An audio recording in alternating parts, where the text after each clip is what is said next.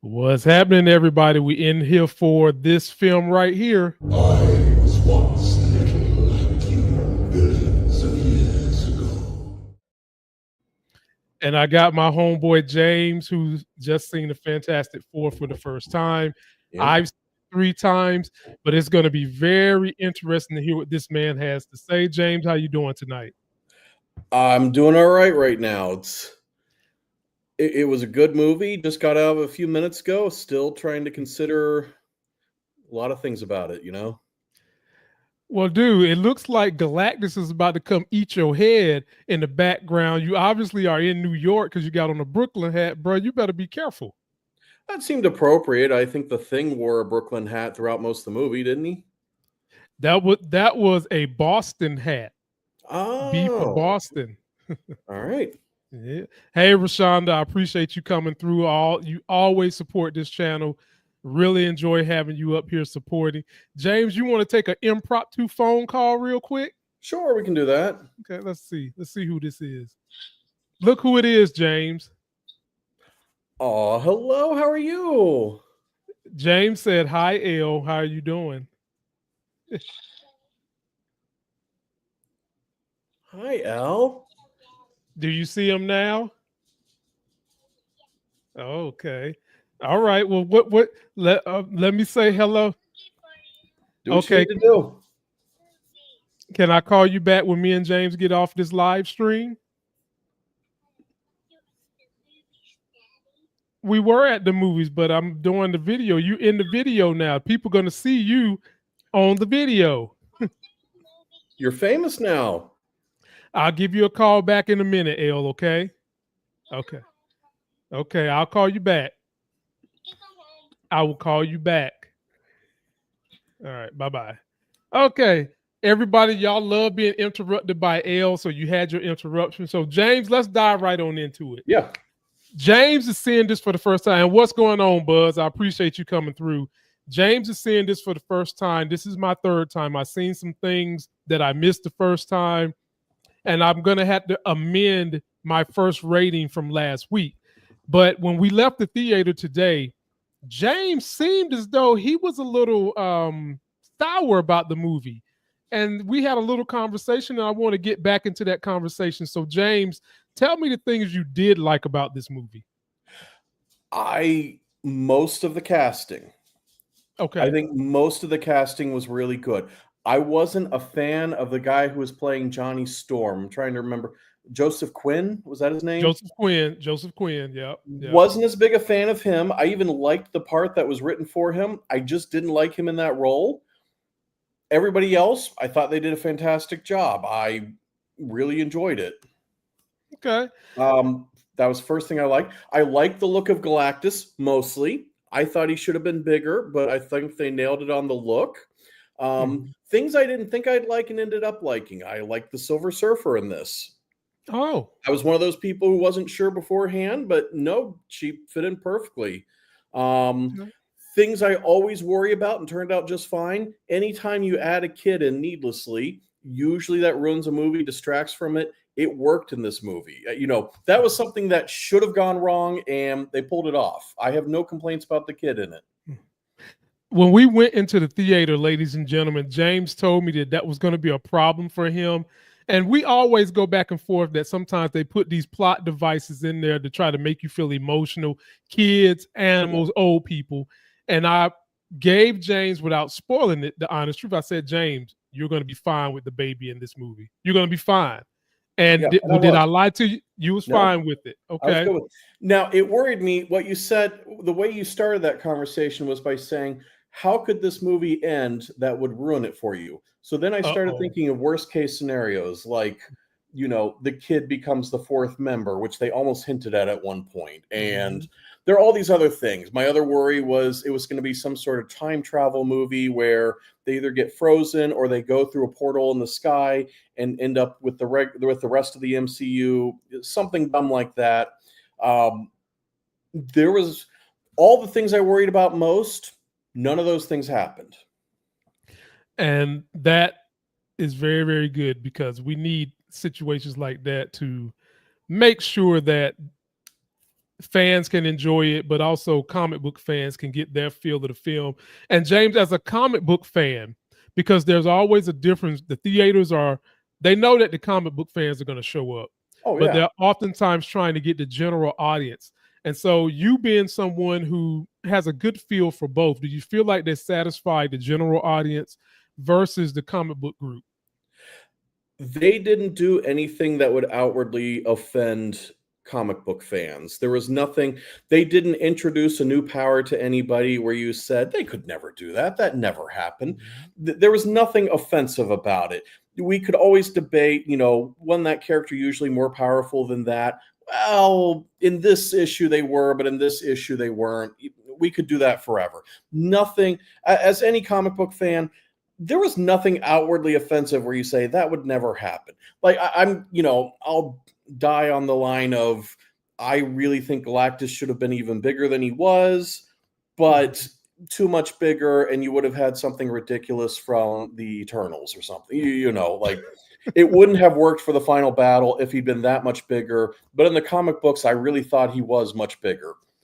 We could debate that forever. It's nothing they did wrong.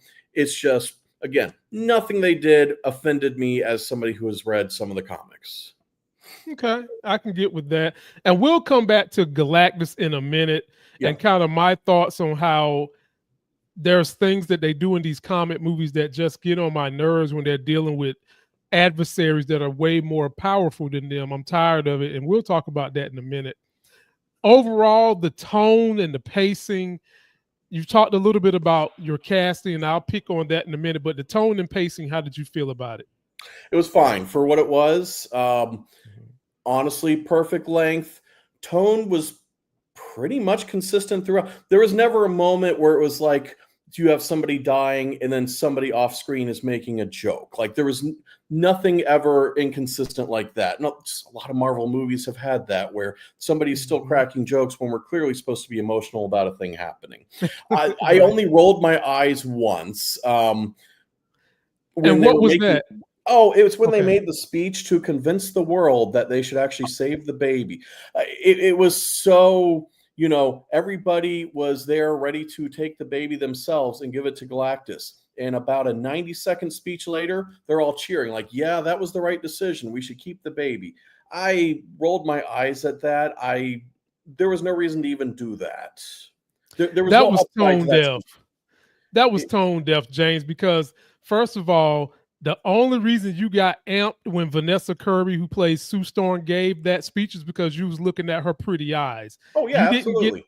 You did not get your ass amped because she gave a speech that made you feel like, okay, I'm on the side that I'm going to help save this baby versus saving the millions and billions of people that live on Earth. That I didn't care for that.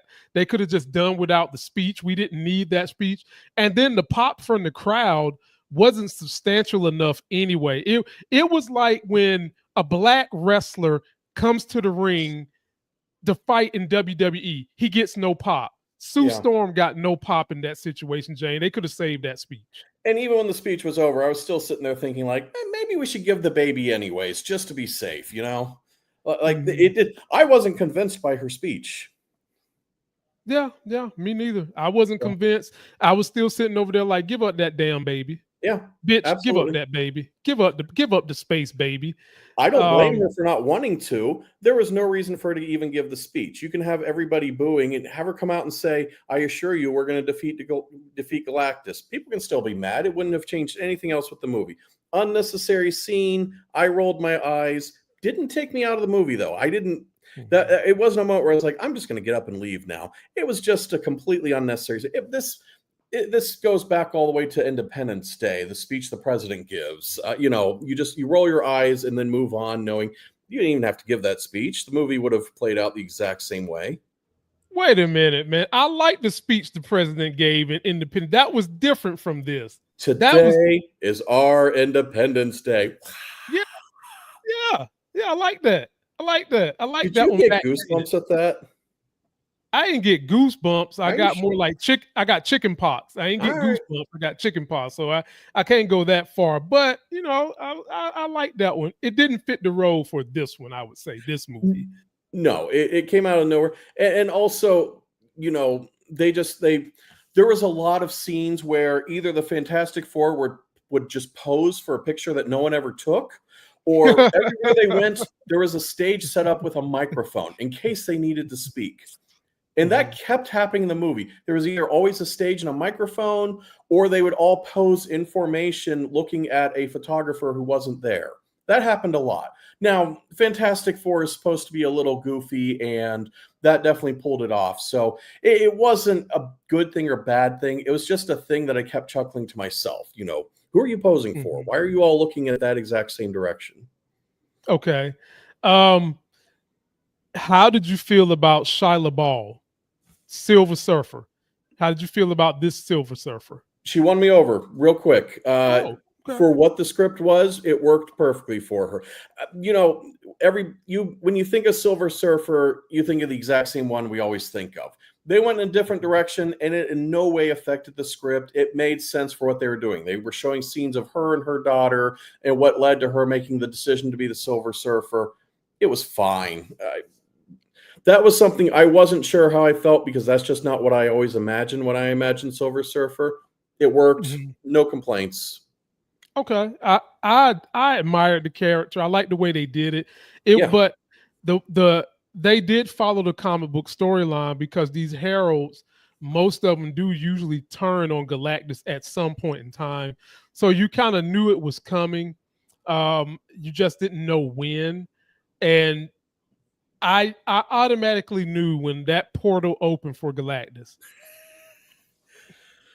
That's a pet peeve of mine with these I knew when the portal opened and Sue Storm passed out, I automatically knew that Silver Surfer was going to pop up sooner or later, because it's how it happened in the last movie that they had Silver Surfer. Remember, he powered up, went into the cloud, that we don't know if it was Galactus. We don't know if it was a Mephisto. We don't know who the hell was in that cloud. We just know it was a cloud coming to eat the Earth. He powered up and blew up the cloud. Same thing here. Very predictable. It was incredibly predictable. However, if they had done anything else, I think I would have left the theater saying, why didn't they have Silver Surfer to do it? There was a lot of things in this movie that were incredibly predictable, but it also made sense. It was predictable because it just made sense. I like scripts that make sense. In this case, it did make sense because it was that predictable. Almost every step of the way, you could say, I bet this is what they're going to do. And then they do some variation of that. But for this movie, it was a good thing. Not every movie do I want to be predictable. This one, it worked because it made sense to the storyline they were telling. I agree. Definitely. It made sense to the storyline. The Herbie, the little robot, and keep in mind, James, we're moving to a future where some of us are going to be able to afford little humanoids that Tesla is going to soon be selling. Yes. How did you like Herbie? Okay, so that's actually a major complaint of mine. I liked Herbie. They show Herbie a lot. They show him doing things around the house. They show him, taking care of the kid, building the crib, all these things. He is clearly an important part of the Fantastic Four. Like, he's the thing that keeps them going. He's every butler in every other movie ever. Like, without him, we just wouldn't function as a team. And at the very end, while trying to protect the baby, Galactus comes in and we assume crushes him, destroying him. And they never refer to him again. They spent so much time showing us how important he was to the team, and then they destroy him and don't even mention him again. There's no, we've lost Kirby. There was no, we've rebuilt him at the end, anything like that. There was no discussion. It was just, he's gone. That was what you're going to hear from me as a complaint is this movie, it was good and that was predictable. It made sense. So many missed opportunities. That was one of them. Like, don't focus on a character that much. And I genuinely liked him. And then you wipe him out entirely and never mention it, never refer to him again. There was no, we didn't see his little crushed body on the ground. We didn't see his crushed body like hovering over the baby or anything. It was just Galactus and he's gone. Didn't refer to him again. Missed opportunity. They put a lot of time into a character that they kill off and nobody even flinches. Like, oh, okay. We can just buy another one at, Sears. James, this is not R2D2. This is not R2D2. This is not R2, but to the Fantastic Four it was. Oh my God, You know, Lord. this was their robot that's doing things for them throughout the movie. They went out of their way to make it look like this was a member of the team. They went to great lengths to do it. To just, we even assume he was crushed. We don't even see that. We just see Galactus reach into the building and suddenly there's like wreckage and he has the baby. So I can only assume he was crushed. They didn't even tell us that. They didn't even give him the dignity of a death. I know he's a robot, but they didn't even give him the dignity of a death after spending an inordinate amount of time with him. Again, my complaint about this movie is all the missed opportunities. That was one of them. Ladies and gentlemen, this is one of the very few channels you're going to come to where robot lives matters. Okay? It absolutely does. This If it had channel, been Robot Lives R2D2, Matter. it would be front page news. You're exactly right. If it had been R2D2, we would be reading all kinds of websites dedicated to that. This robot, if we had more movies with him, we would have emotional attachment. But he was definitely a part of the team, and then they didn't even flinch when he was destroyed. James. Yes, sir. He used a VHS to process his data. It's time to get rid of his eyes, and they would twirl the tape and. Okay, all right, ladies and gentlemen, we're going to move on right now. Post your comments on how you feel about Herbie. Let me know how you feel about Herbie. How do you feel about some of the other villains that they showed? They showed the cosmic powered monkeys, and they showed Mole Man. How did you feel about Paul Hauser's Mole Man? I thought he was funny. I genuinely did not expect him to come back at the end. I thought this was just a throwaway clip. And then when he showed up at the end, it was like, okay, there was a reason they did that. That didn't waste my time. That was a good example of they did not miss that opportunity. They actually set something up in the beginning and then just let it simmer for a bit until we needed him at the end. That was clever. I genuinely enjoyed that. Most of the villains, it was nice that we got brief clips. They did not spend a long time showing us that this team works together. This team works well together. They've been doing things for years. It was very briefly, but we got the idea that, in the last 4 years that they've had powers, they have formed this team that has saved the Earth multiple times from whatever the bad guy of the week is. So I appreciated that they did not spend a long time doing that. They just gave us a montage that showed us, yep, this is a team. Just assume they work well together. Yeah, I said the bad guy of the week. Like it's a number you could pick at McDonald's, the bad guy of the week. But isn't that the feeling you got? It's just another bad guy. And I don't even know what they did with them. Like Mole Man clearly didn't spend a long time in prison because they'd only had their powers like 3 or 4 years, and he sank a whole building, and suddenly he's just out walking around, things that didn't make sense, but I'll accept it because it worked for the movie. I guess you got to treat him kind of like Black Panther in Wakanda. When Black Panther broke the law, he didn't even go to jail. If you remember Captain America Civil War, maybe that's the same kind of agreement they got with Mole Man and Subterranea, his little place down there, you think? Yeah, same situation. I don't necessarily want everything handed to me, everything spoon-fed to me. On the other hand, again, he sank an entire skyscraper in New York City, and at the end, he's just like, all right, I stopped by. What do you all need from me? That's true, because in Civil War, Wanda blew up a building, and that's what caused the whole Accord situation. So yeah, it should have been more punishment for him. But we are probably going to get a director's cut that's going to fill in some of these holes. That'd be fun.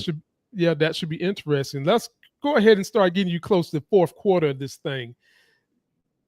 Did you like when they went in space and they had to go into Galactus' ship, the Ta-2? I had some small nitpicks. You saw the way that they beamed them up, Scotty. They beamed the whole ship up. When they escaped, I'm thinking to myself, why don't you just beam their asses back? That was one thought I had. Okay, second thought is, remember he induced labor in Sue. Yes. He went Power Stone eyes, induced her labor, and they escaped when you just beamed them up there. So I'm kind of like, okay, help me out here, James. All right. What got me sort of stuck was Silver Surfer is arguably stronger than all 4 members of Fantastic Four. All 4. just by holding out his hand, he was able to freeze the Silver Surfer in place, right? Exactly. What was the problem? He never used that power again. Except for holding the baby. Like, he never used that power. Yep. Don't introduce us to a power that would solve every issue you're going to have for the rest of the movie of, I can't get a hold of them, I can't stop them. No, you just showed us you have the power to do that to an even stronger character. Mm-hmm. That wasn't even a missed opportunity. That was another, you introduced a problem that you didn't have to. He induced her labor. Okay, that's a power. But then to later show us you could freeze everybody in place. You could have done that with each member. Okay, the members escaped anyways. You could have done that with the ship. You didn't even need you didn't even need the ship to do it. And I'll have more things about it in a minute, but do you want to add anything to inside the ship itself? I like the way it looked in there. I like when they first met him, you could just see his eyes and how big he was. I think they did a good job on scaling how big he was. I liked him kind of giving us a little insight into his history while saying he used to be a little person in his original backstory.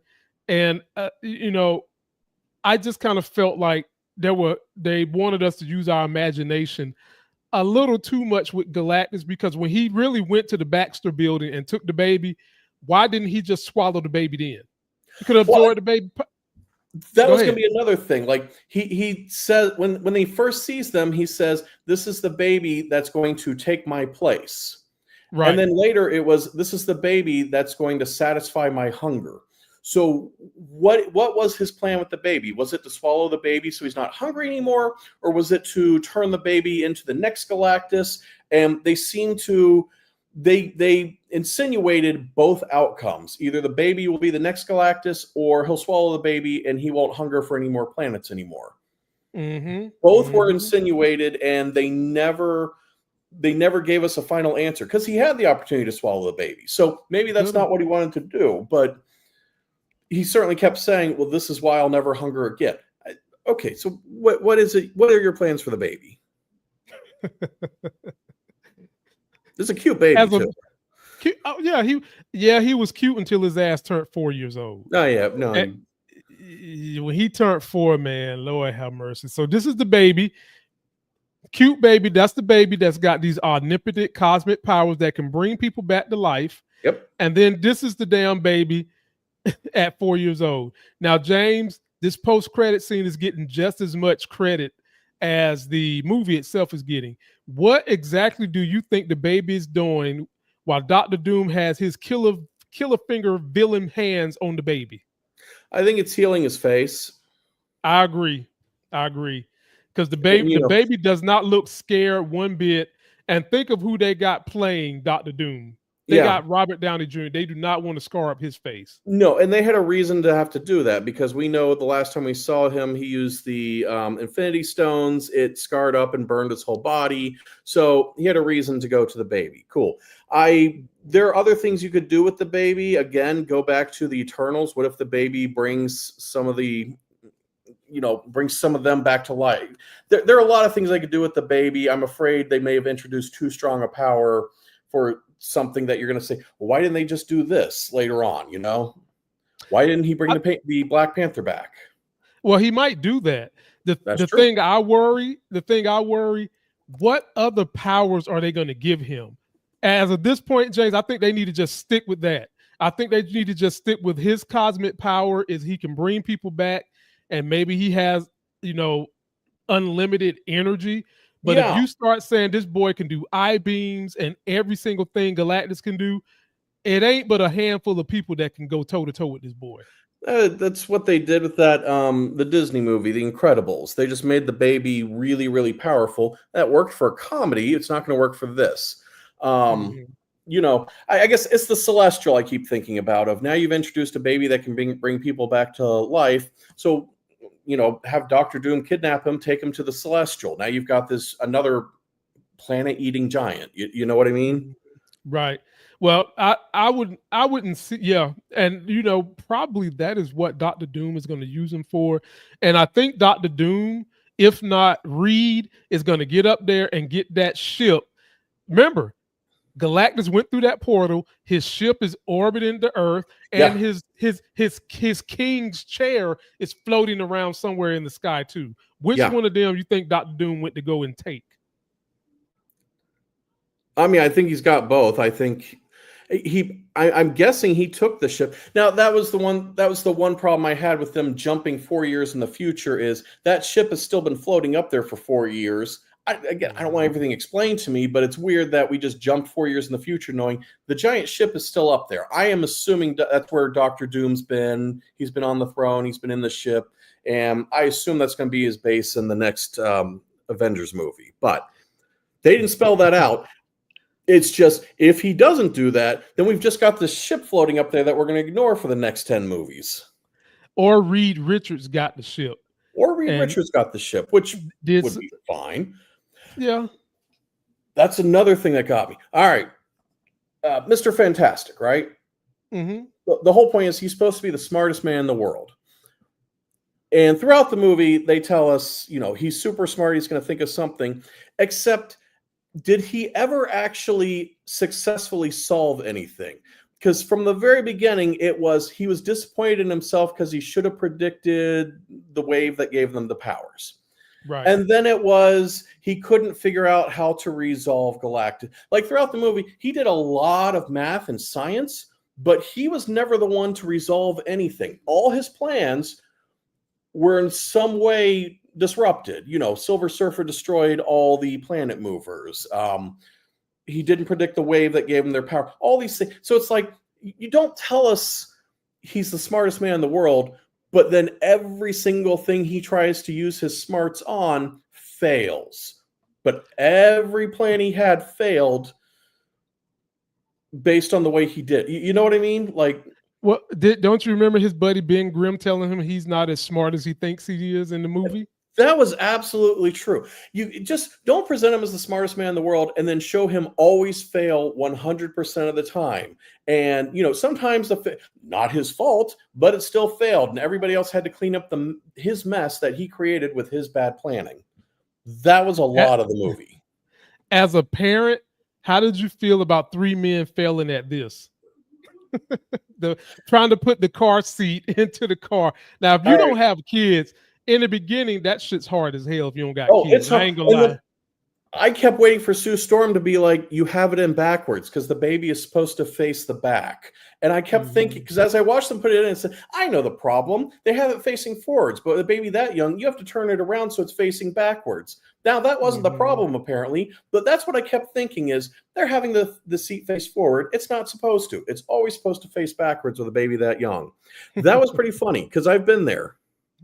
Oh, me too, brother. Me too. I mean, whenever it's so bad with me, I bought 2 car seats just so I wouldn't have to interchange them between the 2 cars. That mess is nuts. Come on, y'all. Can't y'all get better technology for changing baby seats? It's 2025. We done been to space several times and we still working with these raggedy ass car seats. Come on, y'all. Yep. Help us out. Help us out. So overall, James, let's get to the nitty-gritty of this. On a scale of 1 to 10, 10 being the best, 1 being terrible, what would you rank this movie?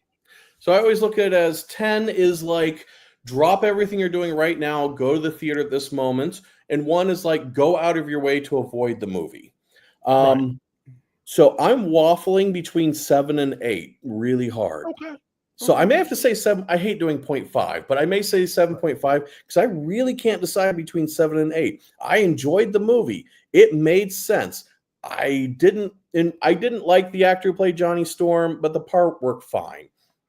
This was my favorite. This is my favorite thing ever in a movie. I liked this movie. It's definitely worth seeing. I think it's worth seeing in theaters. If you miss it in theaters, I guess that's why I say 7 or 8. It's fine to watch on TV at home in a few months. Try to see it in theaters, but you won't miss too much losing the theater part of it. Was this your favorite Sue Storm? And don't you dare say Jessica Alba was your favorite. Don't you dare. I know we talked about this a little bit. By default, yes. I liked her, but I didn't love her as Sue Storm. However, I can't come up with anyone who's done it better off the top of my head either. I didn't look at her playing Sue Storm and say this is iconic by any stretch, but she did fine. She really did. And yeah, of all the Sue Storms they've had, she's my favorite, but that's by default, not because I like her as Sue Storm. However, Yeah. at no point was I, except for her speech. The speech was terrible. That would have been terrible Yeah. by any actress. Yeah, that speech was Except for horrible. that, she did fine. At no point did I say I wish they hadn't cast her. Okay. And last but not least, how did you feel about Pedro Pascal being Mr. Fantastic? I spent much of the number one, he was great. I kept being distracted by every plan, the smartest man in the world, every plan he had failed miserably. And B, he has the power to stretch, but for the first 3/4 of the movie, you only see it briefly. Like he'll be writing on a chalkboard and his hand will stretch out. They barely ever refer to him having the power to stretch. But then in the final fourth of the movie, he does it a lot. And then I said, oh, that's why. It just doesn't look good. It looks like a cartoon. Like, even if this is the best anyone will ever do it, it looked like a cartoon, so I get it. All right, don't do it too much. It just, there's no way to have him stretch without it looking like a cartoon character. And, you know, we mostly saw it from behind because you don't want to stretch his face either. I get it. So he was great. Okay. He did not overdo it. He wasn't chewing the scenery. The only one I didn't like was, you know, Human Torch. Yeah. Okay. Johnny Storm. All right. He's the only one I didn't like. Okay. Did you like the soundtrack? I barely noticed it. So Ooh. I liked it because it wasn't distracting. There was nothing I went home humming and I didn't say to myself, I got to play the soundtrack for my kids. I've had movies where I said, I'm going to start playing this at home so the kids can hear. This one didn't do it, but it also didn't take away from the movie at all. So I really had no feelings about it. Sound effects were great. I liked the explosions. I liked how Galactus sounded. Okay. Last most important question. Yeah. Did you like this better than Superman? Yes. Oh. Yes. Oh. Right off. Oh. I still liked Superman, but the plot of that made the plot of that one didn't make sense through a lot of it.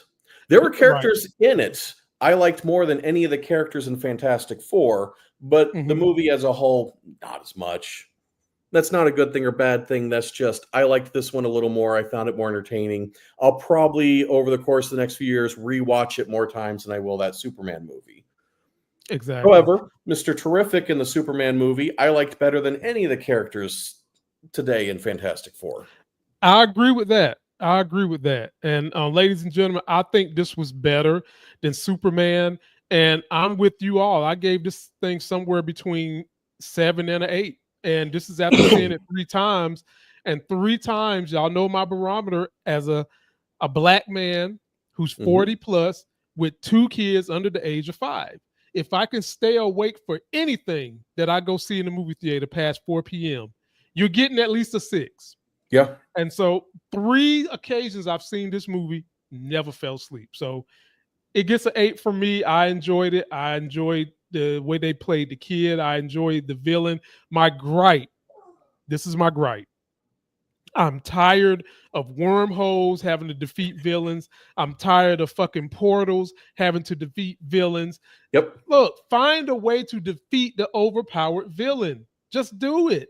Even if you got to get the Infinity Stones, go on a quest to get the Infinity Stones to beat the overpowered villain. Because I'm tired of portals. We're going to spend the next few movies thinking, Galactus is still out there. Is he going to show up at the end of this? Is he coming back for them? They may never refer to him again because they said they were putting him at the other end of the universe. Cool. But now I'm always going to, until he shows up again, it's always going to be like, but Galactus is still out there. Or are we going to find out later Captain Marvel took care of him? Like he showed up right where she was.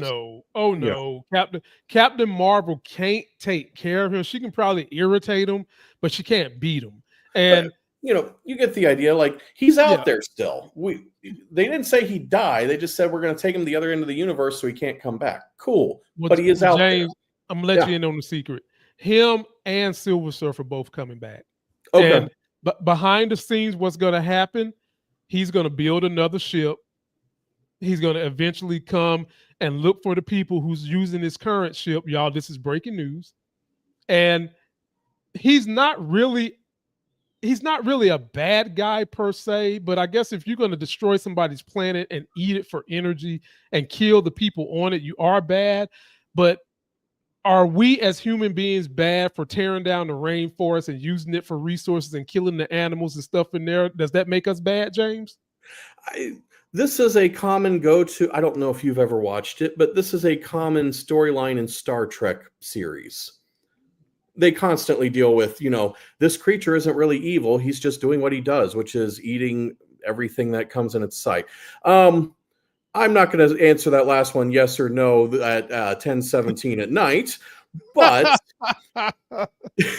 the answer is that's such an often used storyline that I hope they get more creative than that. Mm-hmm. Yeah. They you already had a couple of dilemmas in this movie, from Galactus eating planets and then letting people pick if they decide to sacrifice themselves, to, are we going to sacrifice the baby for the planet? Yeah. Yada, yada, yada. We'll see. That was another thing. So he finally arrives on the planet to get the baby. Now, early on, it was, if you give me the baby, I won't destroy your planet. Then he goes to the planet. If he had gotten the baby, would he have left the planet alone still? Or was it this is the offer once, but I'm getting the baby either way? That was just a curiosity. That was another missed opportunity. He was getting ready to leave. He got the baby. He said, now I'm going to feed. So I'm assuming he was about to go hop back on his little throne, fly back up to the ship, and feed on the baby. So, Earth was going to be, Earth wasn't going to be destroyed. What I'm hearing now is nothing was going to lead to the destruction of the Earth. Most of the people would have been fine. Either he was going to get he was going to get the baby. It was simple. Either he was going to be defeated or he'd get the baby and leave. The Earth was in no danger. Is that what I'm hearing?